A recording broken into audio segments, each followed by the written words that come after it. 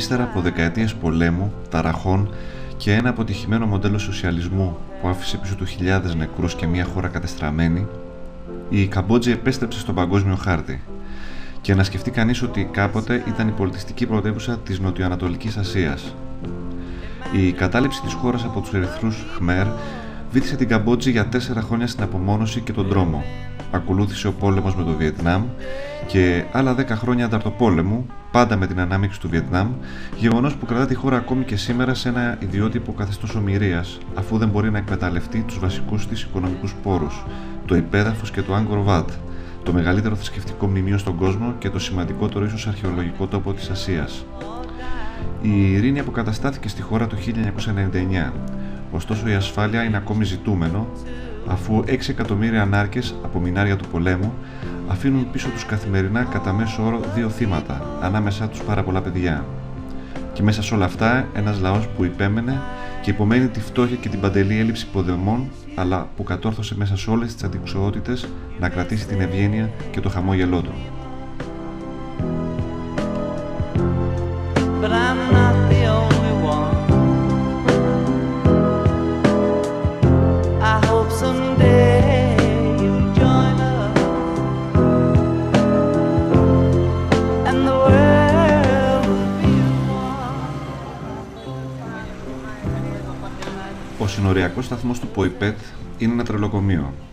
Πληρώνεις προμήθεια για τα πάντα και τις περισσότερες φορές ούτε που το καταλαβαίνεις.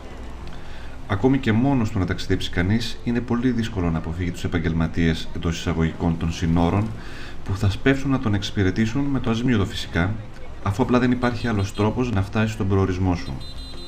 Και με δεδομένο ότι στους τουρίστες που ταξιδεύουν οργανωμένοι με ταξιδιωτικά γραφεία δεν υπάρχει πρόσβαση, εμείς οι υπόλοιποι γινόμαστε το target group αυτών των ανθρώπων. Πώς να τους κατηγορήσεις όμως, ο τουρισμός για αυτούς είναι κάτι εντελώς καινούριο και από την άλλη, αν δεις τι συμβαίνει γύρω σου, τα λίγα ευρώ που θα σου φύγουν ούτε καν τα υπολογίζεις. Χαρακτηριστικό παράδειγμα αυτό που σας λέμε είναι αυτό που ζούμε αυτή τη στιγμή στριμωγμένοι σε ένα μικρό λεωφοριάκι. Η διαδρομή από τα σύνορα μέχρι το Άγκορ είναι περίπου 3 με 4 ώρες. Ο οδηγός όμως και ο συνοδηγός μας θα φροντίσουν να την κάνουμε σε τουλάχιστον 8 ώρες ώστε να φτάσουμε στον προορισμό μας κοντά στα μεσάνυχτα. Το αποτέλεσμα θα είναι να μας πάνε σε ξενοδοχείο της επιλογής τους. Ταλαιπωρημένοι και μέσα στη σκόνη, πολύ λίγοι από εμάς θα βγουν στο ψάξιμο για άλλο ξενοδοχείο, οπότε αναγκαστικά θα μείνουμε εκεί που θα μας πάνε. Ανάλογα με τα κεφάλια που θα μετρήσουν, θα πέσει και η ανάλογη προμήθεια. Έτσι και έγινε. Τουλάχιστον το ξενοδοχείο ήταν καλό, και όσο για τη διαδρομή μέσα από τη ζούγκλα σε ένα χωματόδρομο που έσπαγε τρακτέρ, μια εμπειρία ήταν.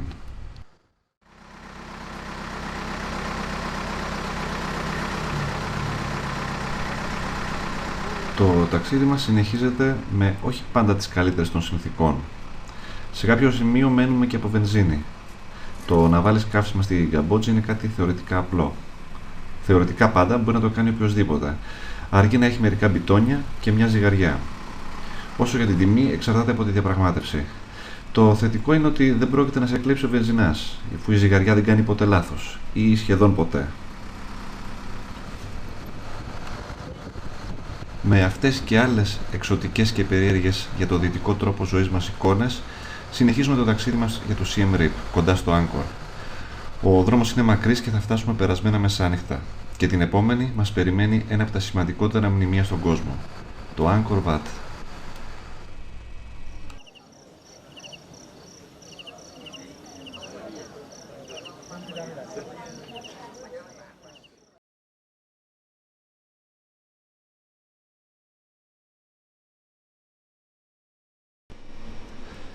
Η ναή του Άγκορ είναι η καρδιά της Καμπότζης. Πηγή έμπνευσης και περηφάνειας για όλους τους Χμέρ και τόπος προσκυνήματος στις μέρες μας για ντόπιους και ξένους, για διαφορετικό λόγο φυσικά. Η περιοχή του Άγκορ βρίσκεται κοντά στη λίμνη των Λέ στο βορειοδυτικό τμήμα της χώρας. Οι ναοί του Άγκορ χτίστηκαν μεταξύ του 9ου και του 14ου αιώνα μετά Χριστό, όταν ο πολιτισμός των Χμέρ βρισκόταν στο απόγειό του. Οι 100 περίπου ναοί του, που απλώνονται σε μια έκταση αρκετών τετραγωνικών χιλιόμετρων, αποτελούσαν τον κορμό ενός εκπληκτικού πολιτικού και θρησκευτικού κέντρου. Η ιστορία του Άγκορ ξεκινά το 802 μετά Χριστό, όταν ο βασιλιάς Τζαβαγιαρμάν ανακήρυξε το ανεξάρτητο βασίλειο των Χμέρ στην περιοχή που βρισκόμαστε σήμερα. Τα παιδιά του συνέχισαν την επέκταση της πόλης μέχρι τα μισά του 14ου αιώνα, όπου στην ουσία αρχίζει και η παρακμή του βασιλείου.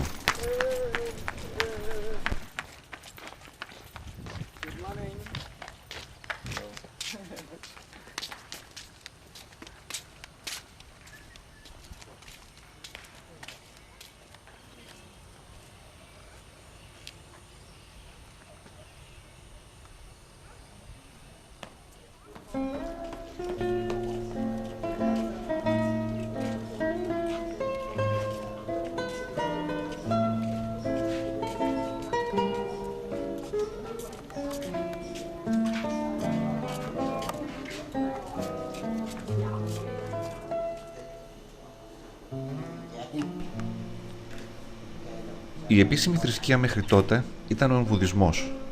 Παράλληλα όμως, μεγάλη επίδραση είχε και ο Ινδουισμός, και όχι μόνο στο λαό, αλλά και στα ανώτερα κλιμάκια της κρατικής ιεραρχίας. Έτσι, μετά το θάνατο του βασιλιά Τζαβαγιαρμάν του Πέμπτου, γύρω στο 1219, η επίσημη θρησκεία του κράτους αλλάζει και γίνεται ο Ινδουισμός.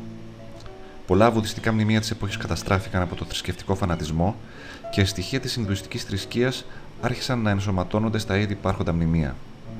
Είναι παράξενο, αλλά είναι πραγματικότητα. Μπορεί να δει κανείς σήμερα βουδιστικούς ναούς με ινδουιστικά είδωλα μέσα τους ή ινδουιστικής τεχνοτροπίας και αρχιτεκτονικής ναούς με βωμούς του Βούδα. Κάπως έτσι είναι και η θρησκεία των Καμποτζιανών, ένα μείγμα Ινδουισμού-Βουδισμού, για το οποίο δεν καταλάβαμε και πολύ περισσότερα από όσα είδαμε.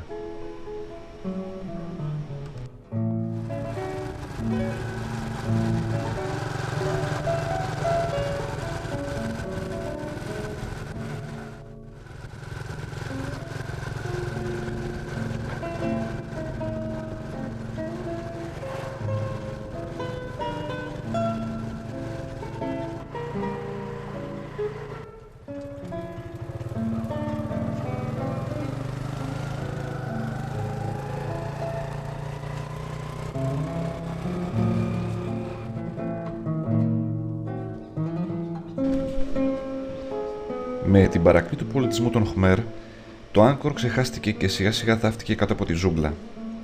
Στα ημερολόγια κάποιων περιηγητών αναφέρεται ότι στα 1600 έφτασαν εδώ κάποιοι Πορτογάλοι εξερευνητές και λίγο αργότερα οι Ιάπωνες.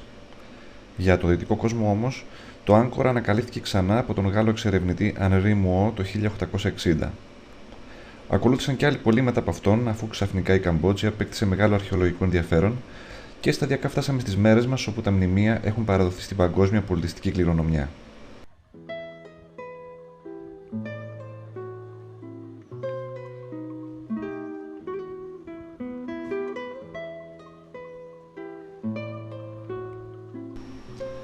Τα αρχαία ερείπια είναι πάντα γεμάτα κόσμο, αλλά αυτό που θα πέσει σίγουρα στην αντίληψή σας είναι τα εκατοντάδες παιδάκια που περιμένουν για μια φωτογραφία με αντίτιμο λίγα χρήματα ή πουλούν μικροαντικείμενα και σουβενίρ, είτε πάλι κάνουν αυτό που θα πρέπει να κάνουν, δηλαδή να παίζουν αμέριμνα.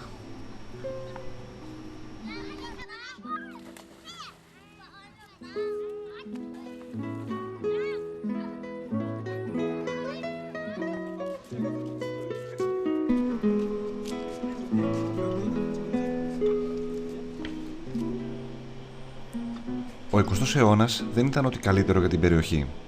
Στην αρχή και για χρόνια το Άγκορ βρισκόταν υπό την κατοχή της Ταϊλάνδης. Στη συνέχεια πέρασε στα χέρια των Καμποτζιανών και των Γάλλων απίκων. Στη διάρκεια του Δεύτερου Παγκοσμίου Πολέμου ήταν στρατιωτική βάση των Ιαπώνων με την ενοχή των Γάλλων και μετά την πτώση των Ερυθρών Χμέρ το 1979 στα χέρια των Βιετναμέζων, γεγονός που αποτέλεσε και τη μεγαλύτερη ταπείνωση για αυτόν τον λαό. Σήμερα στο Άγκορ εργάζονται εκατοντάδες ντόπιοι, αλλά το μνημείο, το οποίο έχει χιλιάδες επισκέπτες το χρόνο και τσουχτερό εισιτήριο, το εκμεταλλεύεται Βιετναμέζικη πετρελαϊκή εταιρεία, μια συμφωνία ντροπής που ακολούθησε τη Βιετναμέζικη εισβολή.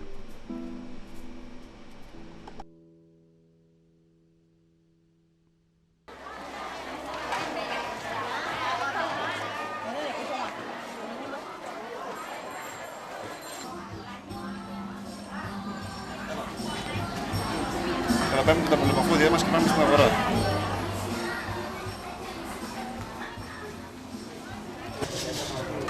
Η εικόνα από εδώ και πέρα είναι λιγάκι σκληρή βέβαια.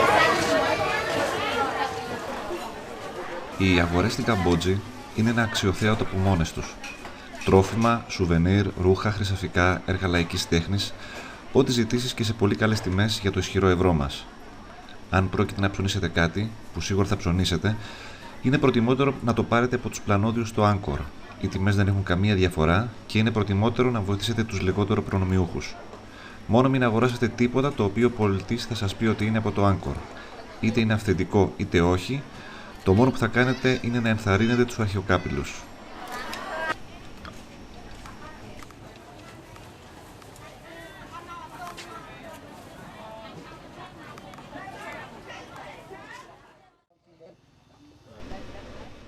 Ο πόλεμος μπορεί να τελείωσε στην Καμπότζη, αλλά στην πραγματικότητα συνεχίζεται μερικά εκατοστά κάτω από τη γη.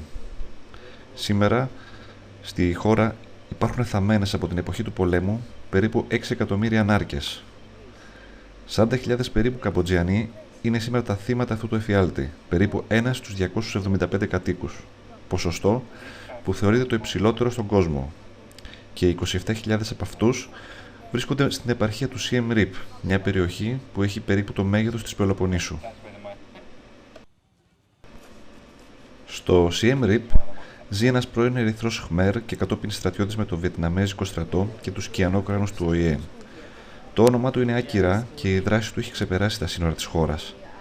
Σαν ειδικός στα εκρηκτικά, για όσο καιρό συνεχιζόταν ο πόλεμος και ο εμφύλιος, οργανώνει αποστολές για τον καθαρισμό περιοχών από νάρκες.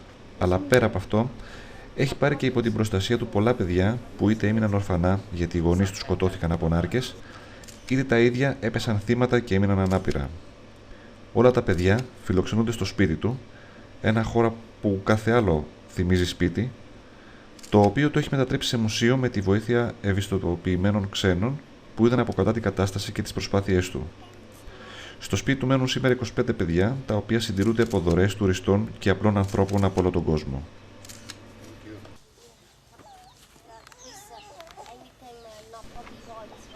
Ο μικρός Νατ δεν είναι πάνω από 10 χρονών. Ξέρει όμως να μας εξηγήσει στα αγγλικά πώς λειτουργούν και τι ζημιά προκαλούν οι ρώσικες νάρκες. Μία σαν αυτές του πήρε το δεξί χέρι.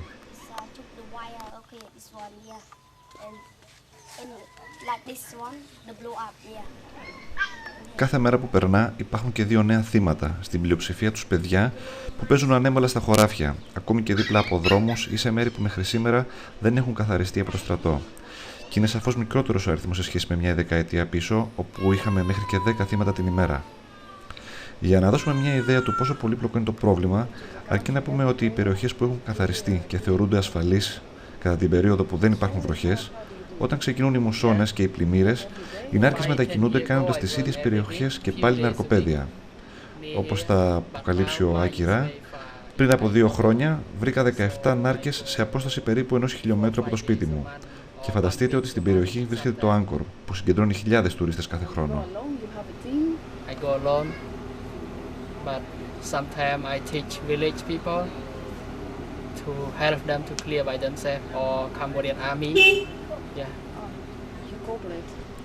Αυτή τη στιγμή ο Άκυρα εκπαιδεύει στρατιώτες στην έβρεση και απενεργοποίηση ναρκών και στις προσπάθειές του συμμετέχουν εθελοντικά οργανώσεις και απλοί άνθρωποι από τη Βρετανία, τον Καναδά, τις Ηνωμένες Πολιτείες και άλλες χώρες.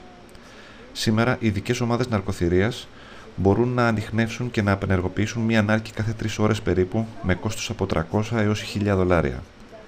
Ο Άκυρα καθαρίζει 3 σε μία ώρα, με κόστος $1 για κάθε μία, και ελπίζει ότι σε 25 χρόνια η χώρα του θα είναι και πάλι ασφαλής.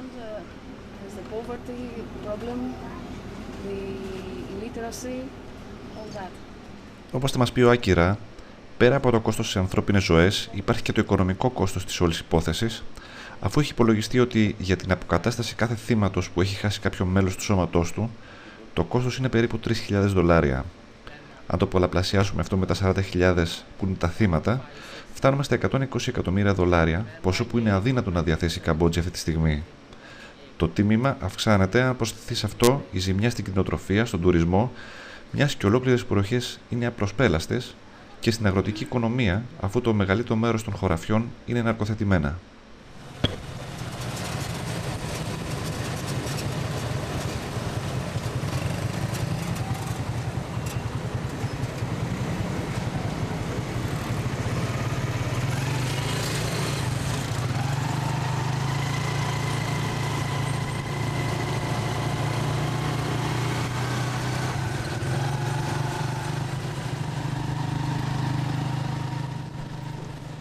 και από το Siem Reap στην Phnom Penh και μάλιστα λίγο έξω από την πόλη, σε μια περιοχή όπου η πρόσβαση είναι λίγο προβληματική, όπως μαρτυράει και η εμφάνισή μας, στα Killing Fields.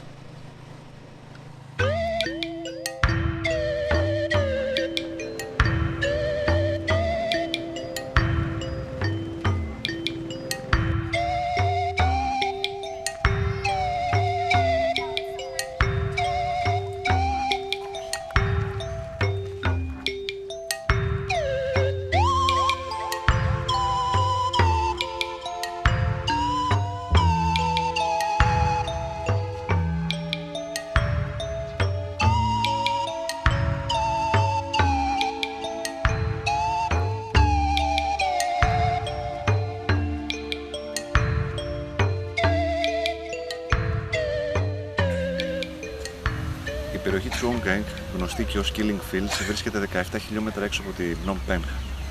Κατά την περίοδο των κόκκινων Khmer, εδώ ήταν τόπος εκτέλεσης και μαζικής ταφής. Στην περίοδο 1975-1978, περίπου 17.000 άνθρωποι έχασαν τη ζωή τους σε αυτήν εδώ την περιοχή. Το 1980, 86 από τους 129 συνολικά τάφους άνοιξαν και το μακάβριο περιεχόμενό τους βρίσκεται σήμερα πίσω μου, εδώ σε αυτό το μνημείο, για να θυμίζει την πιο μαύρη περίοδο της χώρας.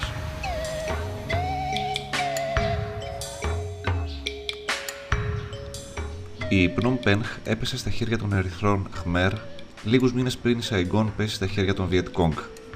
Οι Αμερικανοί είχαν ήδη ένα ανοιχτό μέτωπο στο Βιετνάμ και δεν έδωσαν τη δέουσα προσοχή στη γειτονική Καμπότζη. Μόλις ανέλαβαν οι Ερυθροί Khmer, εγκατέστησαν ένα αυστηρά μαοϊκό καθεστώς, σκληρό και απάνθρωπο, εξωτώνοντας τους αντιφρονούντες πριν περάσουν στις εσωτερικές εκαθαρίσεις. Από το 1975 έως το 1978, 17.000 άντρες, γυναίκες και παιδιά βασανίστηκαν και εκτελέστηκαν σε αυτό εδώ το μέρος. Το 1980 ανοίχτηκαν 86 από τους 129 τάφους και ανασύρθηκε ό,τι είχε απομείνει από 8.985 ανθρώπους. 43 ακόμα μαζικοί τάφοι μένουν ανέπαφοι και αυτό λόγω έλλειψης χρημάτων. Το ιδηλιακό τοπίο ειδικά στην περιοχή δεν συνέδει καθόλου με το τι γινόταν και το τι έλαβε χώρα στην όλη περιοχή εδώ τελικά. Περπατώντας γύρω-γύρω είναι ευδιάκριτα ακόμα τα κόκκαλα των εκτελεσμένων, όπως εδώ.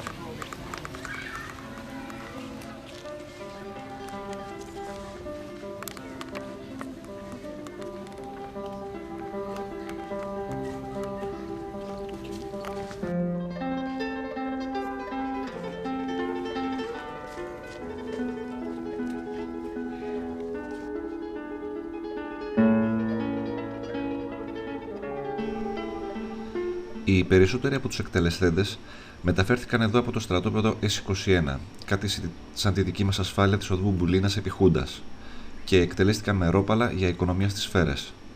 Σήμερα το μέρος αυτό είναι γαλήνιο και περιποιημένο, αλλά η βία των Ερυθρών Khmer έχει αντικατασταθεί από τη βία της φτώχειας.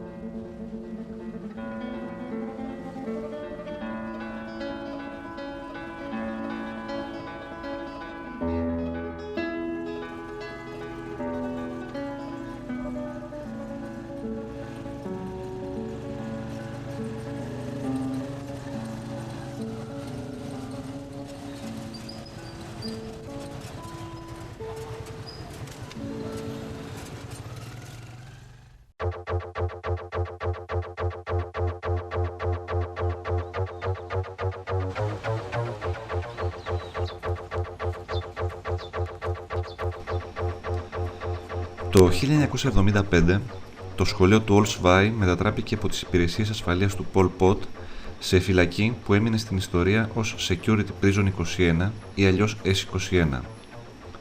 Σύντομα μετατράπηκε στο μεγαλύτερο κέντρο εκκλεισμού, ανακρίσεως και βασανισμού αντιφρονούντων ή απλώς υπόπτων και μέχρι το 1978 πέρασαν από εδώ, όπως είπαμε και νωρίτερα, πάνω από 17.000 άνθρωποι. Σήμερα το μέρος αυτό είναι μουσείο, σαν μια κατάθεση για τα εγκλήματα της περίοδου εκείνης. Η πραγματικότητα είναι ότι το μέρος δεν έχει υποστεί πολλές επιδιορθώσεις ή κάποια σοβαρή ανακαίνιση, γεγονός που κάνει ακόμη πιο έντονο το συναίσθημα της δυσφορίας που έχει ο επισκέπτης. Όπως και οι Ναζί, έτσι και οι Ερυθροί Χμέρ κρατούσαν αρχείο για κάθε κρατούμενο.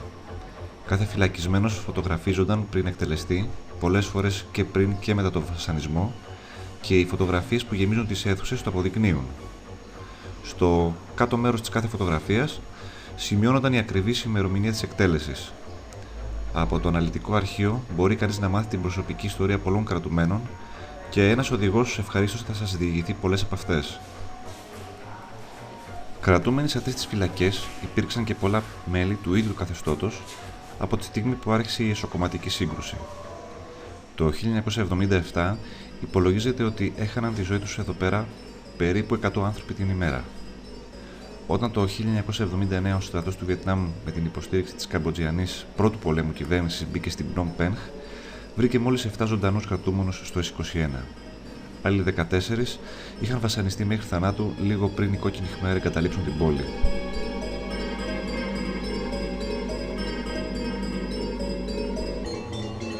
Περιδιαβαίνοντας το S21, φτάσαμε και σε κάποιες αίθουσες εγκατελειμμένες και αφύλακτες. Η περιέργειά μας οδήγησε να ρίξουμε μια ματιά και αμέσως πέσαμε πάνω σε στοιχεία που αποδεικνύουν όσα είχαμε ακούσει και είχαμε διαβάσει. Τόσο απλά.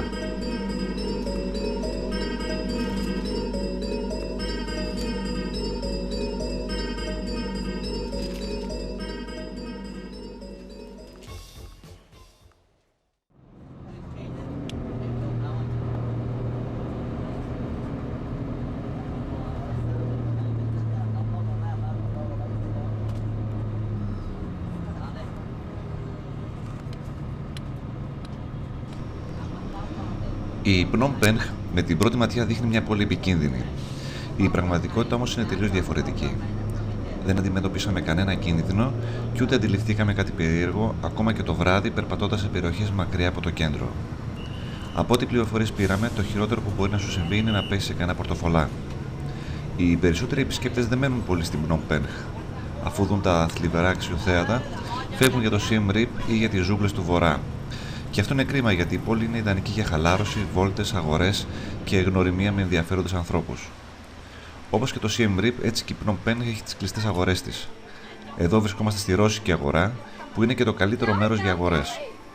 Από σουβενίρ και φυρμάτα ρούχα, αφού κάποια από τα εργοστάσια κατασκευής τους βρίσκονται εδώ, μέχρι DVD με κινηματογραφικές ταινίες τελευταίας παραγωγής και προγράμματα υπολογιστών κάθε είδους. Φυσικά στην Πνομ Πενχ υπάρχει και η δυνατότητα να ψωνίσει κανείς από συγκεκριμένα μέρη, εξυπηρετώντας και έναν επιπλέον σκοπό. Υπάρχουν συγκεκριμένα καταστήματα που πουλούν είδη λαϊκής τέχνης φτιαγμένα από ανάπηρους, θύματα ναρκών ή ανθρώπους χτυπημένους από πολιομελίτιδα. Εκεί τα χρήματά σας σίγουρα πιάνουν τόπο. Πολλά από τα φυρμάτα που αγοράζουν παράγονται εδώ.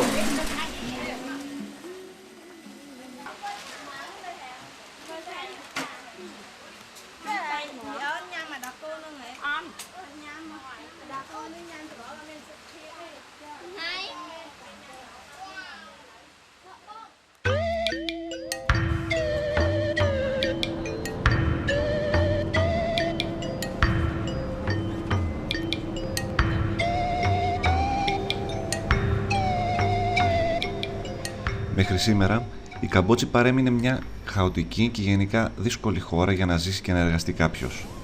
Από το 1999, που η πολιτική κατάσταση σταθεροποιήθηκε, η κυβέρνηση κατέβαλε προσπάθειες για να ανασυγκροτηθεί η οικονομία και για να καταπολεμηθεί η διαφθορά. Ωστόσο, οι καμποτζιανές αμοιβές παραμένουν χαμηλές. Τα κλωστοϊφαντουργικά προϊόντα, η βιοτεχνία και άλλες επιχειρήσεις σήμερα μπορούν να βρουν διέξοδο για τα προϊόντα τους στις δυτικές χώρες, αλλά η κατάσταση θα αργήσει να βελτιωθεί. Αυτό που μπορεί άμεσα να ανακουφίσει στη χώρα είναι ο τουρισμός. Η εισρωή τουριστών αυξήθηκε κατά 35% το 2005 και σύμφωνα με το στόχο αναμένεται να τριπλασιαστεί στα επόμενα 5 χρόνια. Πάνω από 1,4 εκατομμύρια τουρίστες επισκέφτηκαν την Καμπότζη σύμφωνα με το Υπουργείο Κρατικού Τουρισμού, περίπου πάνω από 1 εκατομμύριο το 2005. Το Υπουργείο στοχεύει σε 3 εκατομμύρια αφίξεις ετησίως μέχρι το 2010. Η σταθερότητα και η ασφάλεια που κατόρθωσε η κυβέρνηση πιστώνονται για αυτό το άλμα, καθώς επίσης και οι προσπάθειες να ενθαρρυνθεί ο οικοτουρισμός και οι επισκέψεις στις ιστορικές περιοχές όπως το Άγκορ. Η αύξηση του ΑΕΠ της Καμπότζης επιβραδύθηκε το 2005 φτάνοντας στο 4,5%. Σύμφωνα με την Ασιατική Τράπεζα Ανάπτυξης και το Διεθνές Νομισματικό Ταμείο, προβλέπεται μια αύξηση του ΑΕΠ κατά 1,4% για το 2006 και αυτή η επιβράδυνση αποδόθηκε στη λήξη της συμφωνίας για εξαγωγές κλωστοεφαντουργικών προϊόντων και στην επιβολή ποσοστώσεων. Το ταξίδι μας τελειώνει εδώ με τις καλύτερες εντυπώσεις για αυτή την όμορφη χώρα με τους υπέροχους ανθρώπους, με την ελπίδα ότι την επόμενη φορά που θα βρεθούμε θα δούμε λιγότερη φτώχεια και μια χώρα σε ταχύτερους ρυθμούς ανάπτυξης. Αποχαιρετούμε την Καμπότζη γεμάτη όμορφες στιγμές και πανέμορφες εικόνες. Και φυσικά, το απρόοπτο που μας έλειπε μέχρι τώρα μας περίμενε λίγα χιλιόμετρα πριν από τα σύνορα. Μείναμε. Σε λίγο θα συνεχίσουμε ένα στρόφο. Πώς αισθάνεστε? Πώς αισθάνεστε? Ωραία. Τόσο ζέστη, μια γυμναστική λέμε ότι πρέπει.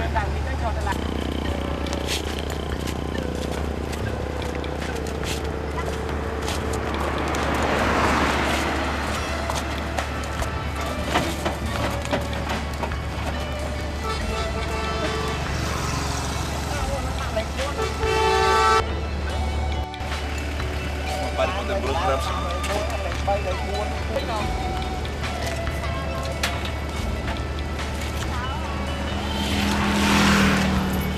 Ήρθανε.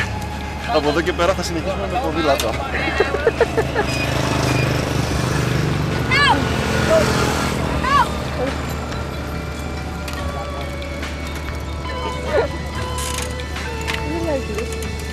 Ο οδηγός μας παίρνει το ποδήλατο.